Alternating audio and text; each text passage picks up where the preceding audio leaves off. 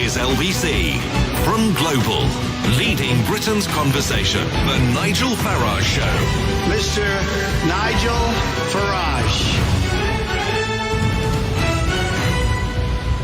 Thank you, Donald. Well, as Donald Trump is, as we speak, in the air, coming to Europe, and of course he's going to the NATO summit, he's coming to London, Scotland, and then off to Helsinki to meet President Putin.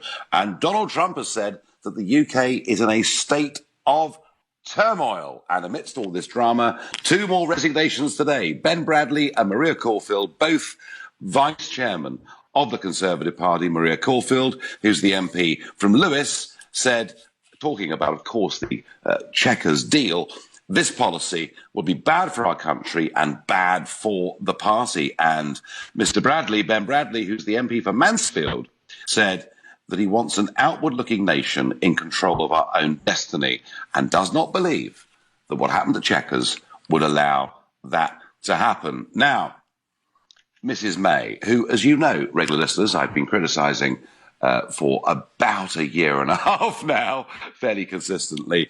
You have to give her credit for one thing. She's certainly resolute. Here she is speaking today.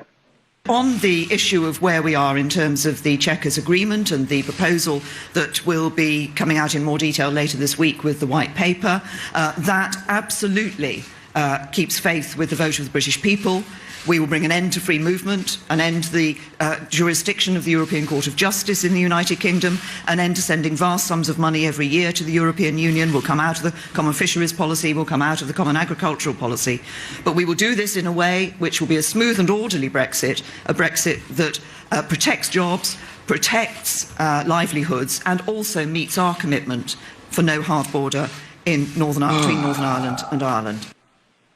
Dear, oh dear, oh dear. She still says we're leaving the Common Fisheries Policy. We're taking back control of our borders. We won't be paying vast sums of money. Well, why do you agree to 39 billion then? I mean, the whole thing is beyond comprehension. Whether she believes this stuff herself or whether the civil service in the mornings wind her up at the back like a clock, I'm not entirely sure. However, I said a moment ago, and I'll repeat it, she is resolute in a crisis. She's a sticker, and she intends to stay. Now, we've had, of course, some very senior resignations, Boris Johnson, David Davis, and every day that goes by, more and more people with official positions in the Conservative Party resign because they're not happy with this deal. There is uproar in the country, and goodness me, even on this show, we've heard in the last 2 days. I mean, one man from Hampshire who rang on Sunday morning, who'd voted Conservative for 60 years, said he would not vote for them on the basis of this, frankly, abysmal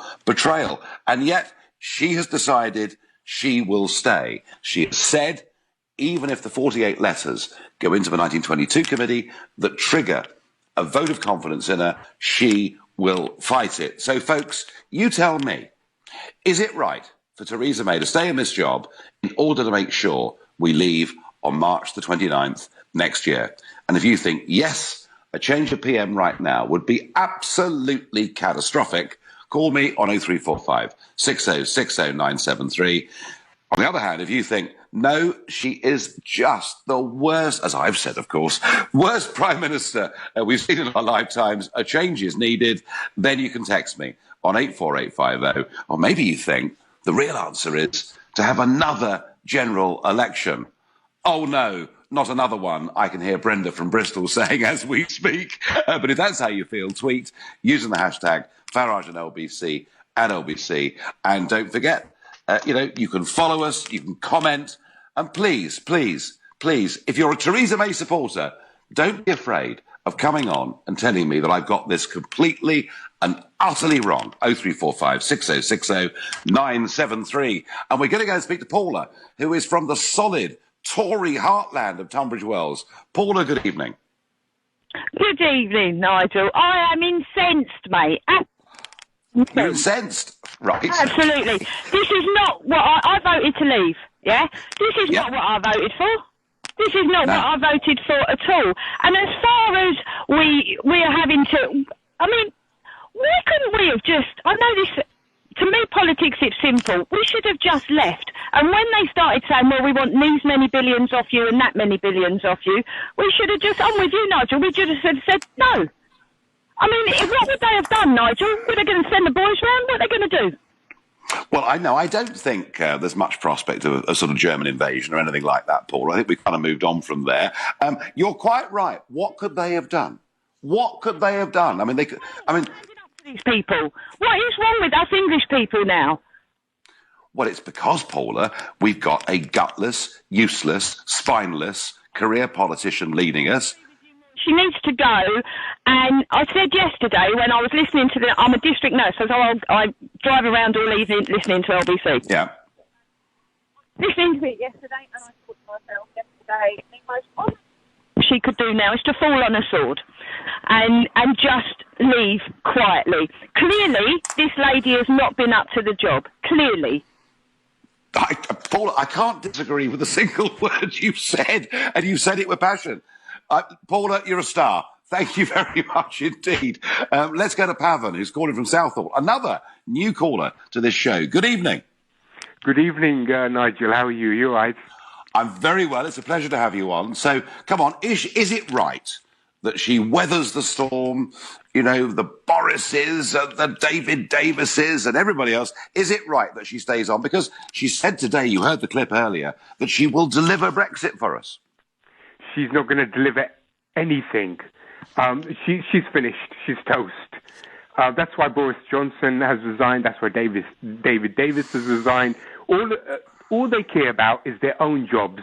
They want to be PM. Boris wants to be PM.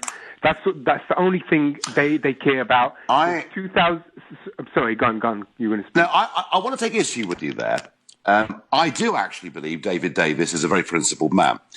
What I heard today at Parvin earlier was that actually David Davis went to Chequers with a written-out Brexit plan, only to be told by the Prime Minister, well, that's very sweet of you, David, but actually a couple of our backroom civil servants have prepared an alternative, and that was what was then presented to the Cabinet. So you could say that out of embarrassment, David Davis didn't have much choice, but I do believe that the Davis resignation was very principled. Do you know something? Not all politicians are complete rotters. I agree with you. David Davis is principled, but you can't tell me Boris Johnson is principled. He has no principles. Theresa May has no principles. Look what's happened since 2010. All the cuts they've done to public services, the disabled, the students, cutting down the fire brigade, police cuts. They don't care about anything. They only care about themselves. And now the chickens have come home to roost. They're all backstabbing each other, and this is going to trigger an election, and we're going to get Corbyn. We're going to have an election, and Corbyn will win, and we'll have a Labour government. But Theresa May is finished. Well, you may be right, but your analysis that Theresa May is finished is not one that is being shared at the moment by the mainstream media. They seem to think that somehow she'll continue, she'll linger on. But you know what? I'm with you. I agree with you, Parvin. I think she is toast. She'll be gone. Whether she lasts 2 weeks or 2 months, I can't tell you. But I think the game has changed. Thank you very much indeed for your call. Bob in Peterborough says, the problem isn't just Mrs May. The 630 people in Parliament are neither democratic nor patriotic. Who would you replace her with? And what would they do differently? Well, Bob, I'll tell you what. If Boris Johnson, having made this resignation, and whether it's through principle or whether it's through licking his finger and feeling where the wind is, either way, if Boris wants to be PM, what he now has to do is to seize the initiative. He now has to present an alternative Brexit plan to the one that was put up by Mrs May in Chequers. And you know something? If he does it, I think she'll be gone even more quickly than anybody can believe. And when that happens, I will, on this radio show, shout hooray very, very loudly indeed. You're listening to the Nigel Farage Show, exclusive at LBC. It's now 7:15. Well, they're resigning in their droves, but Mrs May is not going. The trenches are being dug in 10 Downing Street, the barbed wire put in place. Mrs May says she is going absolutely nowhere. And I'm asking you, is it right that she stays on in the job to deliver Brexit? What kind of Brexit? Meanwhile, somewhere across the Atlantic as we speak is Air Force One with President Trump on it. He's going, of course, first to the NATO summit. And he is in, I think, what could be described as a combative mood. He's had enough of America, paying the lion's share of NATO, 29 members of NATO, and only half a dozen of them paying the 2% that the rules of the club require. And I wonder what will come out of this tomorrow. I wouldn't be surprised if Trump was in that meeting for a very short period of time and then decided to leave. And what you'll hear by lunchtime tomorrow on mainstream media is President Trump threatening to pull out and European security being damaged and threatened because of President Trump. And what they're all forgetting is this. Mr. Juncker wants his own balmy army. He wants a European army in place by 2025, and he's telling all the members of the European Union they can do it by paying 1% a year, not 2% a year. The only thing threatening the security of European citizens is not Donald Trump, it is the European Union's own ambitions. Whether that comes out tomorrow or not, I don't know, but I feel that very, very passionately. Back to Mrs. May. Does May stay or does she go? I want to go to Jeff in Edmonton. Jeff, good evening. Good evening. Looking at it all, looking at that Chequers meeting, it's quite obvious to me that she's either suffering from some cognitive dissonance or, at worst, political subversion and collusion, which I believe is the latter. She is a fully paid-up globalist, and we know she is loyal to the European Union and their agenda. It's quite obvious when they're telling you one thing and they're doing another. Jeff, are you seriously telling us on LBC that the British Prime Minister is an outright liar and a conspirator with the globalist project? Correct. Correct. Well, Jeff, that's a bit harsh, isn't it? I mean, maybe she's just somebody a bit out of her depth, struggling. I'm just going by the evidence. It's quite obvious. We all know what's going on. Trump knows what's going on. That's why he isn't showing us the respect, because he knows that we, through her, are sitting on a sinking ship. Everything in America is going up, up, up. Everything's positive. Everyone's enjoying themselves, watching their society grow and build. He's slashing regulations. He's doing everything that someone who actually cared about their country is supposed to do. On the other hand, we have Mrs. May, who's making us all these promises, but keeping none of them. Now, what other reason would they do that if she didn't have a dog in the fight when it comes to keeping us in the EU? Jeff, I have to tell you, you are not the first caller I've had on this show that thinks that May actually is effectively working for the other side and a fifth columnist for the European Union. It sounds wildly conspiratorial, so I couldn't possibly agree with it. But I have to confess, something is wrong somewhere. Jeff, thank you for your frankness. Let's go to Alicante in Spain, to Peter, a new caller to this show. Welcome, Peter. Hello, Nigel. It's a real pleasure to speak to you, sir. Well, pleasure to have you on. I'd like to just agree with your previous caller, actually. I kind of think that way. But what I'd like to sort of point out is I'm a bit of a news junkie. I sort of look at all the newspapers. I don't read the newspapers, but I look at all the comments online. And just about, I would say, at least 95% of people saying, I will never vote Conservative again. The real problem that I think May has got, I don't think she's in touch at all, but Tory High Command, at the end of the day, they are there to win elections. It's all very good to sort of have all these fine ideas, they're going to do this, they're going to do that, but you've got to win elections unless they get rid of them. And my view is that suddenly they're going to wake up and say, God, we're 20% behind at the points in the opinion polls. We're going to have to do something here. And yes. Get rid of May. Peter, when these backbenchers and the scores of them who believe in absolutely nothing, went to a nice school, went to Oxford, became a researcher, now they're an MP. Most of them couldn't get a job in the proper world, and they've never had a job in the proper world. All they care about is being re-elected as MPs, and I mean it. I know it. I've been an MEP myself for nearly 20 years. I know these people. You're right. Once they realise that if she stays there sunk, then suddenly they'll find their principles. But that may take a little bit of time, Peter, because at the moment, the opinion polls are showing, well, the Tories down a couple of percent, Labour up a couple of percent, but nothing to really panic about.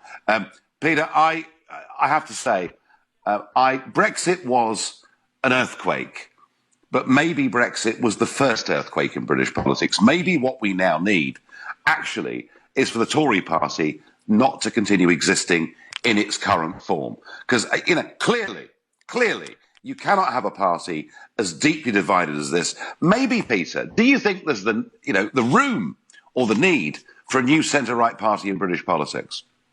Without a doubt. I watched the UKIP leader in the European Parliament, I think it was 2 or 3 days ago. I saw it on YouTube. Yeah. He came over really very well, but apparently he is finishing in March. I honestly believe you are going to be the salvation of the country. If you take over, even if, let's say UKIP got 20 or 30 seats, you could hold the balance of power and you could actually stop Labour, Liberals and Conservatives carving the country up. UKIP got the power and we need you, honestly. Peter, if we had a proportional representation system, I have no doubt in 2015, as leader of UKIP, I could have won 120 seats in Parliament. We have a first-past-the-post system. It's tough to break. Thank you for your kind words. It's naive to slur politicians as power seekers. Gaining power is the only way they can affect change, says Michael. Well, Michael, that may be true, but believe me, most of them are just simply careerists. I got the impression that we're not leaving. Why did I bother to vote? Holly, you know something? There are probably, as we speak, millions of people up and down the land saying, why did we bother if our politicians are not going to deliver? And that's the real betrayal here. Let's not get stuck in the weeds about the single market and the customs union. The fact of it is, our political class and many of their friends in the mainstream media are doing their best willfully to overturn the greatest democratic exercise in the history of our country. That's how I feel about it. How does Angela in Beckton feel about it? Another new caller to our show. Good evening, Angela. Good evening, Nigel. How are you? I'm all right. I just can't wait for this Prime Minister to be got rid of so we can get Brexit. You feel the same, do you? I'm furious, Nigel. You're furious? I totally agree. I don't know why we voted. I really don't. I actually think you need to come back. You need to come back now because I think you are the only man for the job. Absolutely. I think this country is going to be stuffed without you. And if Conservative get vote, if there's another election and the Barmy Army Labour get in, well, it's going to be even worse. It's going to be even worse. Angela, what about Boris Johnson? With the best will in the world, I can do what I do and I can hopefully change opinion, shift opinion, and maybe I've done more than my bit of that over the years. But Boris is the man who potentially, if enough Tory MPs decide to back him, could become our Prime Minister in the next month or two. Is Boris the man, Angela, to save our country, in your view as a Brexiteer? Hopefully. I could never understand why it wasn't Boris Johnson and not Theresa May in the first place. I just don't think she should ever have been Prime Minister. And it should never have been a Remainer as Prime Minister. Absolutely not. The one I like the most, to be quite honest, is Jacob. I really do like Jacob. I would like to see him first, if not Boris. But to be quite honest, I think you're the man for the job. I really do. But Angela, man or Jacob, any one of you two. But I think you need to come back because I think you're our only hope. I really do. Do you really? This is a nightmare. It is not good, Angela. Well, look, I laid my position out last night on this show, adding to what I'd said on the previous Thursday. You know where I stand, Angela. I am not a career politician. I was a businessman. I got involved in politics because I completely lost confidence in my party, which was the Conservative Party. I couldn't see who had the guts to stand up and do the right thing. If I have to do it again, Angela, I will do it, I promise you. But I'm hoping I won't need to. I'm hoping the Conservative Party come to their collective senses, get rid of this appalling Prime Minister and put somebody in that actually believes in Brexit. Angela, you're a star. Thank you very much indeed for calling. I get on Twitter. As a lifetime Tory voter and Tory member, I wrote to my local MP on Monday to communicate my disappointment and disgust with the proposed Chequers Accord.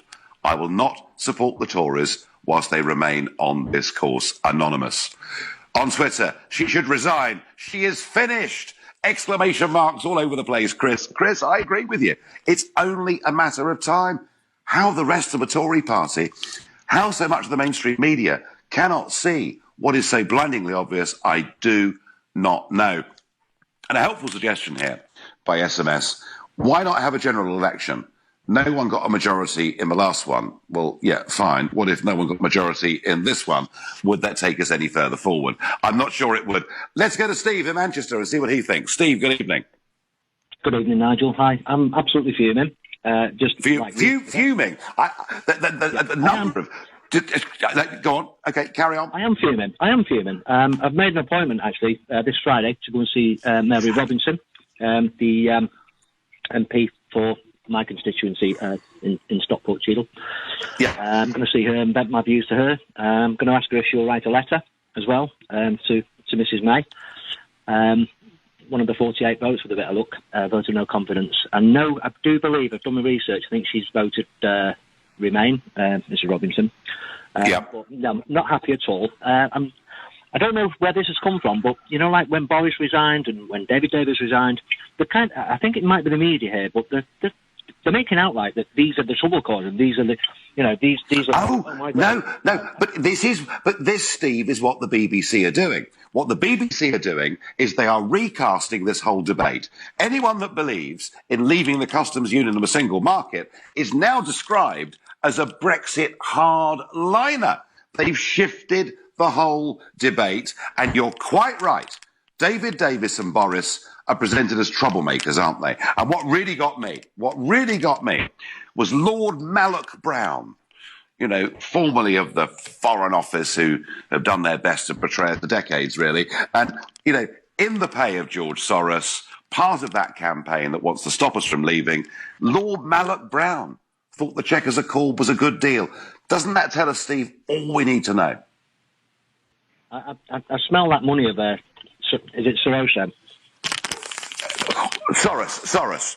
George Soros, George Soros, who is not talked about enough, Steve, because this is a guy who, through his organisation called Open Society, backs political campaigns all across the Western world. And, you know, if a political campaign has 5 or 10 million, that's quite a lot. If one has 15 million in America, that's kind of huge. George Soros' Open Society has so far spent $15 billion pushing their views, and when he dies, he's bequeathing them a further $18 billion. This is a political organisation bigger in economic terms than most countries in the world. Steve, I thank you. You're listening to the Nigel Farage Show, exclusive in LBC. It's now 7:30. Well, I'm asking you, should Mrs May stay to deliver Brexit? So far, I'm getting calls. You're telling me you're furious, you're angry, you're done, you'll never vote Conservative again. Please, someone tell me she's doing a good job and she's the right person to stay. You can do that by calling 0345 6060 973. Though I do begin to think that the London Conservative Party have not actually got a clue how angry their voters in the country are. And I've said it before, I've written it before, if Brexit gets betrayed, be prepared for a backlash unlike anything we have seen in modern times in our country. I said that back last July when I first wrote and said the great Brexit betrayal had begun, and I believe it strongly. And I think tonight, what I'm seeing from your calls and your reactions from all over the country is that, in fact, that is the case. Now, before I go back to that, Trump is heading to NATO, where he's going to tell them, pay up or we're off, and it'll be very dramatic. Then, of course, he comes to the United Kingdom. Now, he has always done his very best to be very polite about Mrs May, who very often does her best to condemn and criticise things that he does. I mean, for example, she said how disgraceful it was that children were separated from their parents at the Mexican border if they were entering America illegally, without telling the House of Commons at the same time that we do exactly the same thing at Dover. But hey, there we are. But it's going to be very interesting. Trump believes in Brexit. Hey, I know that. That's why I shared a stage with him in Mississippi back in August 2016. I won't speak for the president, and I wouldn't ever want to breach any confidences, but I can tell you that there are many other members of that administration deeply frustrated by the way Mrs May is handling Brexit, because they see it effectively as closing the door to a closer trade relationship with the United States of America.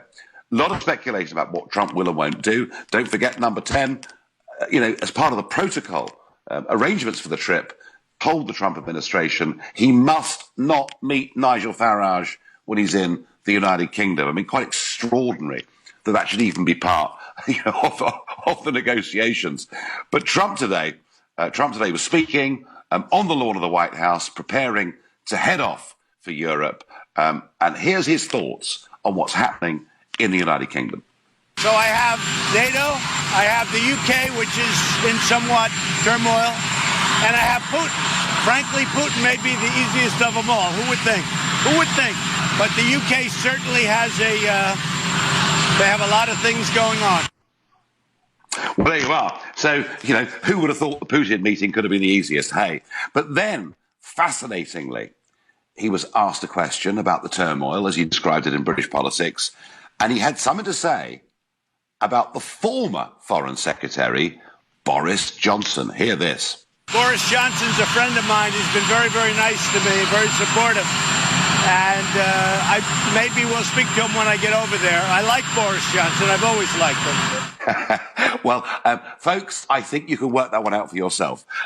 Pretty clear to me that relations between the President and Mrs May are going to be extremely frosty. However, Theresa May was herself today at a press conference describing to the country just how much she's looking forward to Trump's visit. I'm looking forward to seeing President Trump not only at the NATO summit, which is coming up on the next couple of days, but also obviously when he comes to the United Kingdom at the end of the week. There's much for us to discuss. As you know, the special relationship we have with the United States is our longest and deepest defence and security relationship, particularly. So we'll be talking about those issues, but also talking about trade issues. As we know, there are particular issues between the European Union and the United States because of the trade tariffs issue at the moment when he imposed those tariffs on steel and aluminium, and the European Union responded. But we'll be talking positively about how we can continue to work together in our special relationship for the good of people living in the UK and the United States, and actually for the wider good, because that is what our relationship has helped to underpin, the security of Europe and more widely. So it's all hunky-dory, according to Mrs May. Everything is going to be absolutely wonderful. Tea and scones in the afternoon and no difficulties. Believe me, that is not going to happen. And I think that Mrs May and Mrs Trump are likely to have very, very frosty meetings indeed when he comes to London on Friday. Will he meet Boris Johnson? That would be absolutely fascinating. If he does, then you know exactly where his money is going. Now, rage, anger, but some of you are standing up and defending Theresa May. Matthew says to me, as an ex-Tory voter, I'm starting to have some hope that common sense will prevail and close ties to Europe will remain. Not all Tories want Brexit. No, Matthew, not all Tories want Brexit, but the nation wants Brexit. It voted for it in it's supposed to be a free and fair referendum. Let's at least call it a referendum. And we voted for Brexit, and that is not being delivered. That is why I view it as a betrayal. Now, let's go to Maidenhead, Mrs May's own constituency, and speak to Hugh. Good evening, Hugh. Oh, hello, Mr Farage. Thank you for taking my call. I'm afraid I'm going to have to be something of a heretic in this particular discussion because I do support Prime Minister May 100%.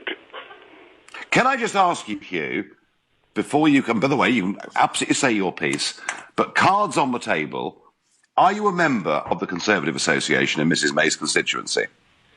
No, I'm not.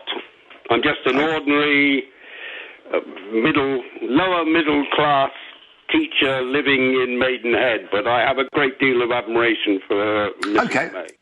Okay, tell us, Hugh, lay out the case why she's the right person to stay to see us through the Brexit process. Mrs May has probably the most difficult job of any Prime Minister since the end of World War II. There's no doubt about it that if we leave the discussion relating to leaving the EU is extremely complex. Let's simplify it by saying what she's got to do or trying to do is to balance the desire of a slim majority of the United Kingdom citizens to leave the EU with the economic well-being of the EU that will follow that departure. But Hugh, isn't Hugh? And it's so easy to criticize.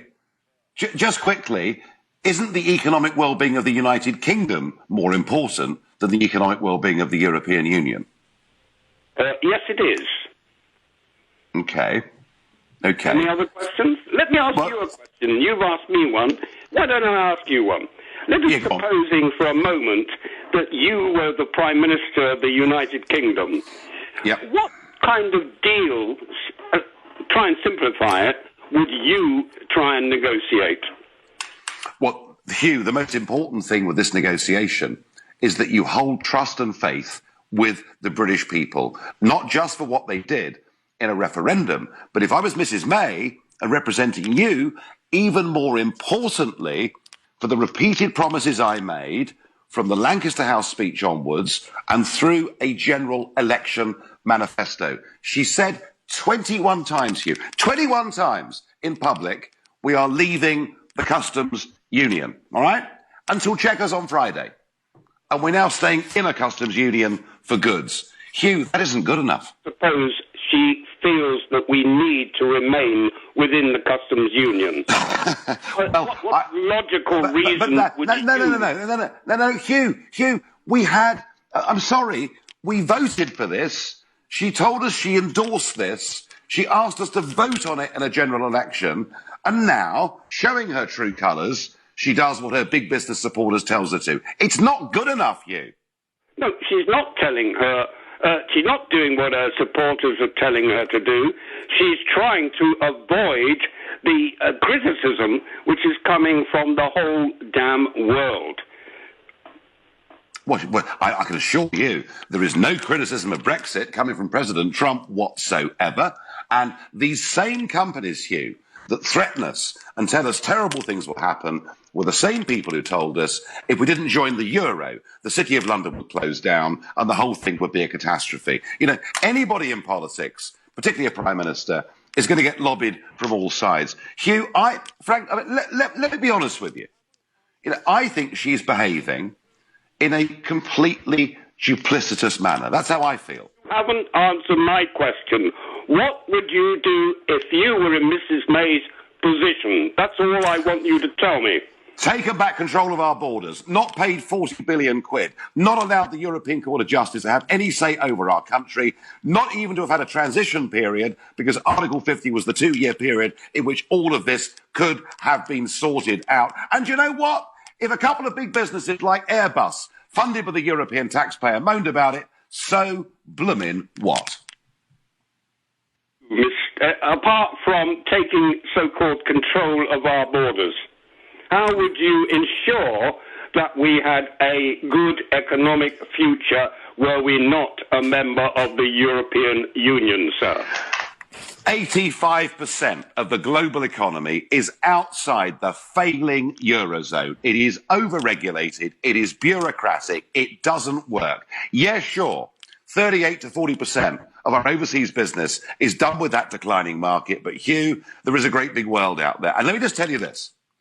Our referendum wasn't about whether an economic forecaster thinks we might be better off or worse off. It was about reclaiming our independence. And you know something? There is no price on that. Hugh, I thank you very much indeed for putting the other side of the argument. You're listening to the Nigel Farage Show, exclusive on LBC. It's 7:45.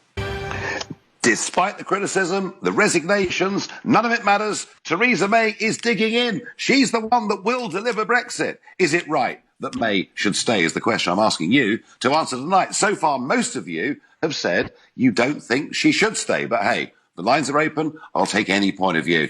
Now, this afternoon, to commemorate 100 years of the Royal Air Force, there was a service in Westminster Abbey, and then 70,000 people gathered in the Mall. This is what they heard.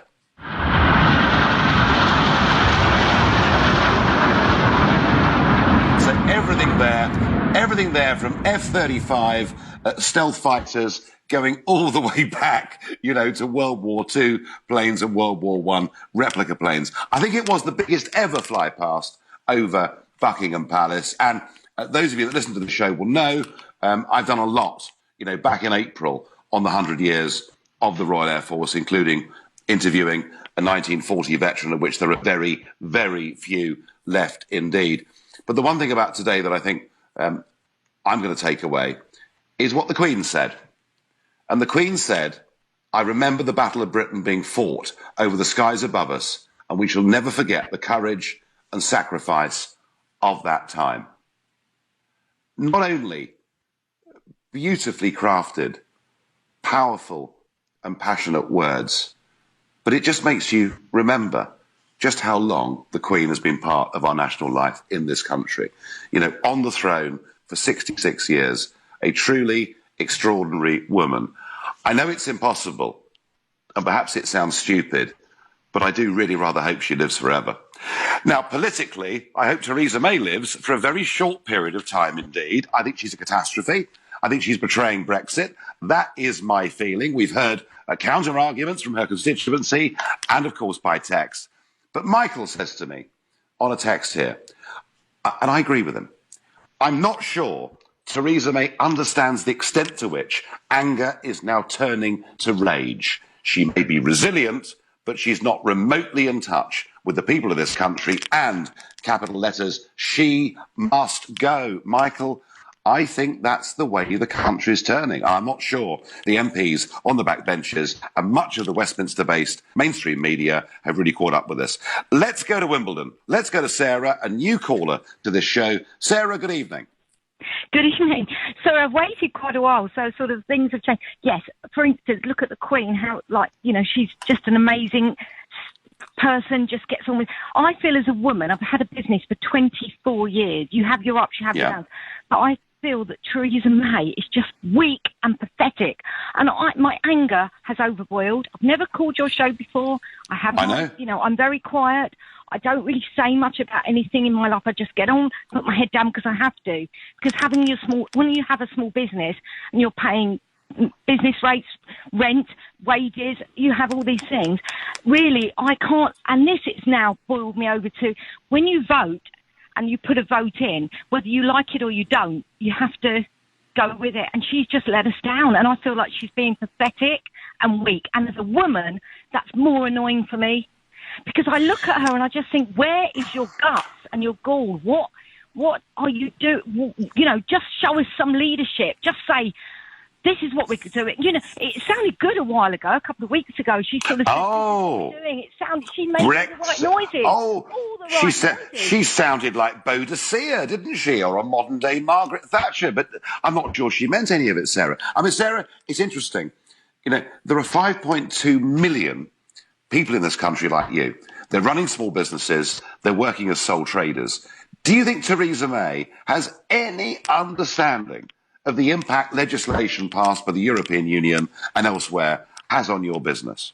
Can I tell you, all these rules and regulations that come in every time, we have to, I know it sounds ridiculous, it changes everything, we have to pay solicitors, we have to, whatever business you're in, it changes a lot of things.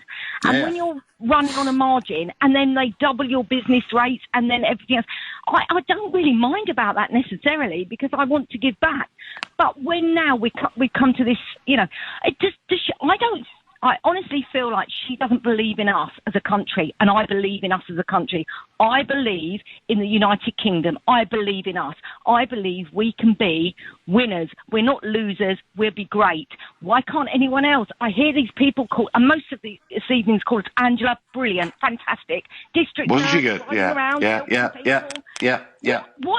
What are other people not getting? I just can't understand how they are just not getting it, And Sarah, can I ask you, are you normally a Conservative voter?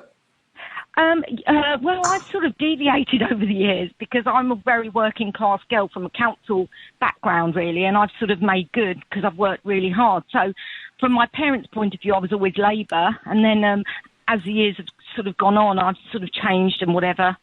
So yes, I probably am now. But now I don't know. I voted UKIP, and I wanted you. And you know that Angela said we need you back, and you're the only person that I watch on television that when they ask you a question, you actually give an answer. The rest of them, it's flannel. But Sarah, I thought that's what you were supposed to do. Yes, I know, exactly. But just do it. When I can't remember what programme, because I watched so many. You were on the politics programme with that Brexit stuff. And you were answering everything, being very measured with your responses. Everything was good. And he just was. And I thought, good God, man, we're not. You know what? I feel that this is what's upsetting me. Right? I'm not highly educated. I had I went to comprehensive school locally. Don't worry about my exam results. Sarah, you've been through. I can tell you've been through the University of Life, haven't you? Yes. But what annoys me is does Theresa May, does she think we're all stupid? Because, all right, we might not have IQs of whatever, we might not have A-levels, we might not have... Do you know what, Sarah? Yes, she thinks we are stupid. She thinks you're very stupid down there in Wimbledon, and she thinks she's going to get away with what she presented at Chequers last week, and she's not, is she? No, because I'm going to tell you now, I've never ever protested in my life about anything. But you know when you said earlier was the best thing you've said, actually, for ages... I will. You know when you said there'd be an uprising type of thing? Yeah, I did. I've never felt so angry in my life. I will trudge the streets. You know, I will actually go and do. I feel that angry. I am. Okay, Sarah, fabulous call. I must move on. I've got to go to Sally and Lewis, a new caller to the show. Time is running short. Sally, good evening. Yes, hello there. I'm a full backer of you, but I'm thinking Mrs May, no one else wanted the job that she's doing. Boris did. Yes, but she's got no backing from her cabinet. All they're after is their own careers. Well, there may be some truth in that, Sally, and politics can be an incredibly selfish game, and they're very, very good at stabbing you in the back, and I do accept that point. However, Sally, let me ask you, has she been straight with the electorate about Brexit? No, because she should never have been Prime Minister because she didn't want to go. She wanted to stay in the EU. She should never have been picked in the first place, but she didn't have a choice. She was put in it for a convenience. Well, she could have said, no, I don't want to be Prime Minister, but clearly she did want to be Prime Minister, so she did have a choice. I mean, look, Sally, actually, Boris probably... for right or wrong, and I like Boris personally. I mean, he flip-flops on issues, and he's a bit too PC for me. But Boris probably would have become Prime Minister, and then Gove stabbed him, didn't he? Yes, but he's got no idea how ordinary people live in this world, in this country. You know, he's mega rich. He's not living on the level that we are. And what people wanted to get out. That they just haven't got an idea how normal people are living. Sally, do you think Theresa May has any more idea about ordinary folk than Boris Johnson? Yes, I would have said so, yes. She's more on our level than whatever he is. He's very rich pickings. Well, I wouldn't be quite so sure about that. So, Sally, on balance, do you think on balance... And I understand your criticism of all the backstabbers in politics. On balance, do you think she should stay as Prime Minister? Yes, I do, because there's no one else to step in. And if she goes, there'd be a referendum, and then we'd get someone in that we don't want. All right, fine. Sally, thank you very much indeed. I've got to end it there. I have to tell you, the passion, the rage, the anger at this complete sellout and betrayal of Brexit and Mrs May's role in it, I think was clear tonight for all to see. You've been listening to the Nigel Farage Show here on LBC. I'll be back tomorrow night at 7, no doubt with new dramas. Coming up at 10 tonight, it's Ian Collins. But up next, it's Clive Bull. Nigel, thank you.